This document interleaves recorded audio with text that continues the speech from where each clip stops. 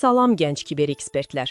Məktəblilərin Kiber Təhlükəsizlik Akademiyasının sonuncu, 8-ci dərsinə xoş gəldiniz. Bugün gizli mesajların dünyasına səyahət edəcəyik.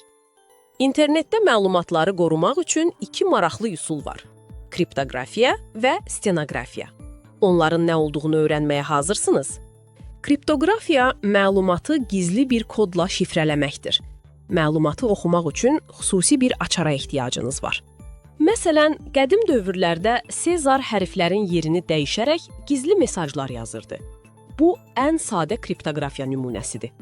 Stenoqrafiya isə mesajı başqa bir faylın, məsələn, bir şəklin daxilində gizlətməkdir. Kənardan baxan heç nə hiss etmir. Deməli, kriptoqrafiyada mesaj görünür, amma oxunmur. Stenoqrafiyada isə mesajın varlığı belə gizli qalır. Bu üsullar sayəsində şəxsi yazışmalarımız və məlumatlarımız kənar şəxslərdən etibarlı şəkildə qorunur. Akademiyamızı uğurla bitirdiyiniz üçün sizi təbrik edirəm. Həmişə kiber təhlükəsiz qalın. Görüşənədək.